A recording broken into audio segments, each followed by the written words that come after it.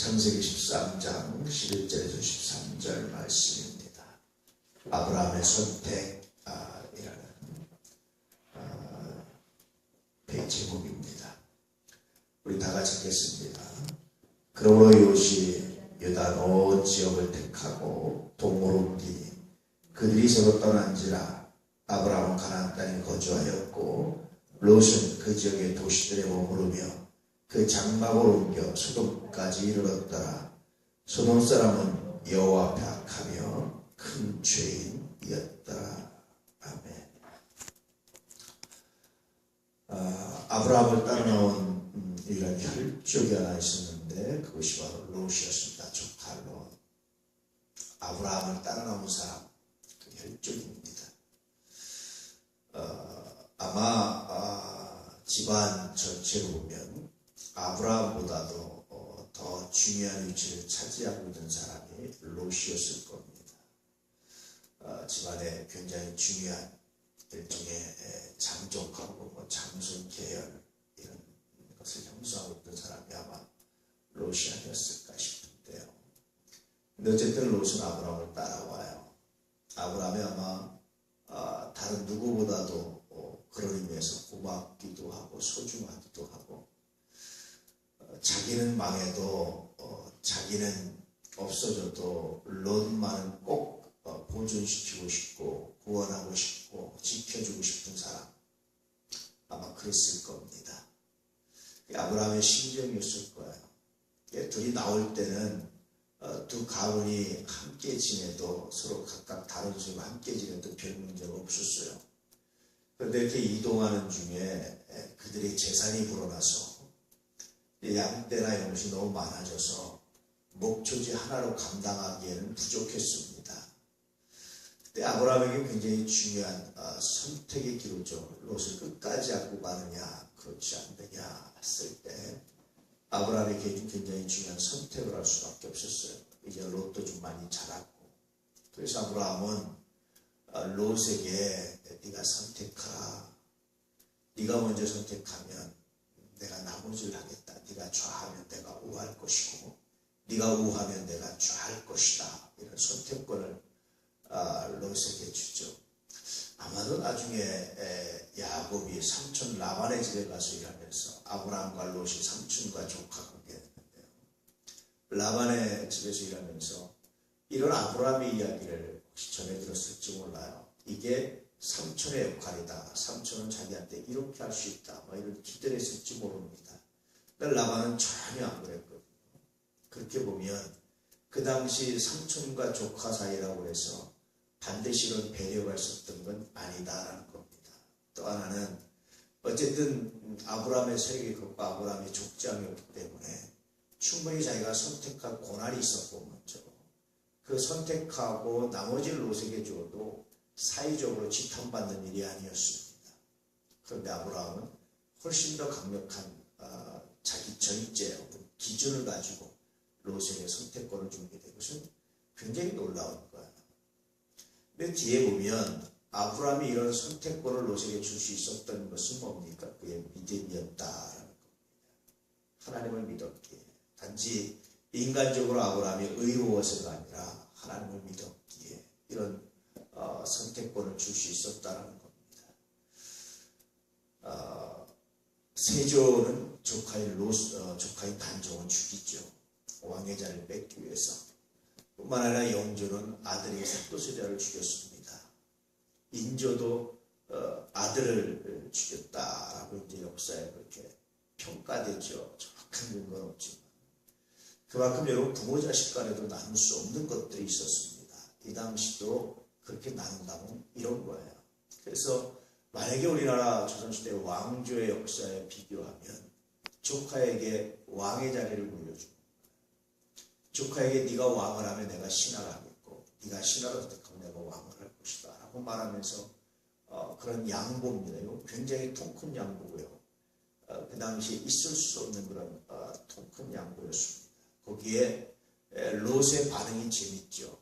당연히 삼촌이 그렇게 양보했으면 삼촌이 좋은데 하십시오. 내가 나쁜 데 하겠습니다 하면서 아마 자기 스스로 나쁜 데를 택했다면 그러면 그 삼촌의 사랑에 보답하는 거잖아요. 그런데 롯은 아주 자기중심적이고 아브라함에 비해서 롯의 마음은 그렇지 않았어요. 그래서 롯은 자기가 먼저 좋은 곳을 택했는데, 눈에 보기에 좋은 곳을 택했는데, 그것이 소돔 근처 지역이었습니다. 큰 성 소돔과 고모라가 있던 그 지역, 소돔 근처였습니다. 그래서 롯은 소돔을 택했어요. 소돔 근처를 택했어요. 아브라함이 나머지 광야를 택했습니다. 오늘 말씀에 기록이 안 되어 있지만 그 다음에 하나님께서 아브라함에게 나타나셔서 동서남북을 행하여 보라, 그렇게 말씀하시죠. 이 보이는 온 땅을 내가 너와 네 자손에게 줄 것이다, 그렇게 말씀하시죠. 그런데 아마 그때 하나님 말씀이니까 또 여전히 아브라함이 아멘 하고 받았지. 인간적으로는요, 그 땅을 아무리 봐도 소망이 없어요. 그 광야가, 그 풀 하나 살기 어려운 그 건조한 땅에, 양 한 마리 먹이기 어려운 그 건조한 땅이 뭘 그렇게 의미가 있겠어요. 그런데 아브라함은요, 그것조차도 하나님께 정말로 감사합니다. 그리고 실제로 나중에 시간이 지나서 소돔이 멸망될 때 아브라함 끝까지 롯에 대한 사랑을 포기하지 않고 롯을 구원하기 위해서 했습니다. 롯을 구출하기 위해서 했습니다. 뿐만 아니라 소돔이 전쟁에 의해서 롯의 자녀들이 다 포로로 끌려갔을 때 집에서 길러 318명의 군대를, 종들을 이끌고 와서 그것을 구출해 오기도 합니다. 아브라함의 롯에 대한 사랑은 포기되지 않았죠. 그래서 이것은 몇 가지 교훈을 전해주고 있는데, 하나님의 사랑입니다. 첫째는 우리가 하나님 앞에 이렇게 염치 없이 그렇게 온전히 하지 못하는데도 불구하고 하나님이 우리를 끝까지 사랑하신다는 거예요. 포기하지 않고 사랑하신다는 거예요. 두 번째는요, 우리가 믿음을 지킨다는 것은 그의 행위 때문에 내 마음이 달라지는 것은 믿음이 아니라는 거예요. 그가 그럼에도 불구하고, 그가 그렇게 함에도 불구하고, 그가 내 선의를, 내 좋은 마음을 그가 온전히 받아들이지 못한다 할지라도 불구하고 우리의 선을 포기하지 않는 겁니다. 왜냐하면 믿음이라는 것은 그의 변화가 아니라 나의 변화예요. 우리가 하나님을 사랑한다는 것은 그를 변화시키는 것이 아니라 내가 변하는 겁니다. 그는 변하지 않아요. 내가 변하는 거예요. 이것이 신앙이라는 겁니다. 그래서 두 번째 교훈은 신앙이 무엇인가에 대한, 하나님을 믿는다는 것이 과연 무엇인지, 하나님을 믿는 것이 우리의 실제 생활에, 특별히 사람과의 관계에 어떻게 나타나는지가 드러나 있는 것이 바로 오늘 말씀이었다는 겁니다. 세 번째는요, 도시 문명의 폐악입니다. 늘 말씀드렸지만 도시라는 것은 사람이 왜 쌓았냐면 하나님의 간섭 없이도, 자연적인 그런 도움 없이도 인간 스스로 살겠습니다. 가뭄이 와도, 장마가 져도 인간이 스스로 방어하면서 하나님 없이 살겠다라는 그런 생각에로 출발한 것이 바로 도시 문명이었습니다. 그래서 하나님 없이 사는 삶의 결과가 무엇인지를 오늘 말씀에서 나타내주고 있죠. 반대로 아브라함이, 롯이 선택하고 나머지 받은 아브라함이 선택한 이 광야 같은 지역은요, 하나님의 도우심이 없이는 살 수 없는 곳이었습니다. 인간적으로는 이런 땅이 더 안 좋은 것 같은데, 영적으로는, 실제적으로는 하나님의 도우심이 없이는 살 수 없는 곳, 이곳이 더 선하고 아름답다는 거예요. 그것이 인간의 영혼이 구원받죠. 하나님을 의지함으로, 하나님을 믿음으로.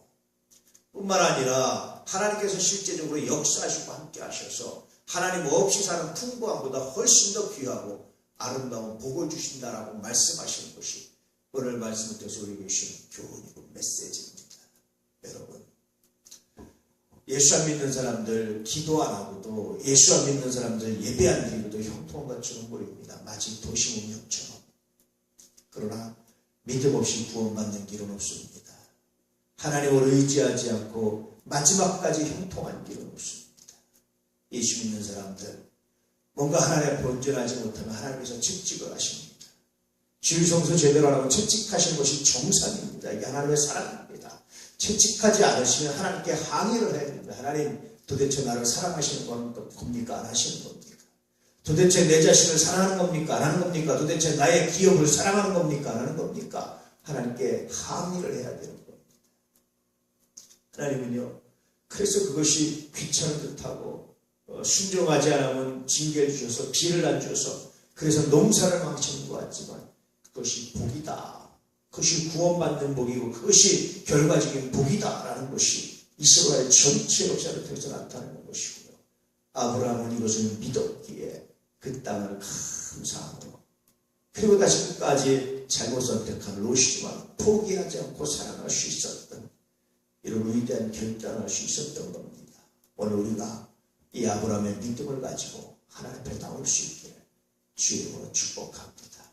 이 멋들어진 배려가, 이 멋들어진 신앙, 이 멋들어진 고백이 그의 변화가 아니라 나의 변화를 이끌었던 아브라함처럼 그렇게 무릎 꿇을 때 광야도 옥토로 변하고요.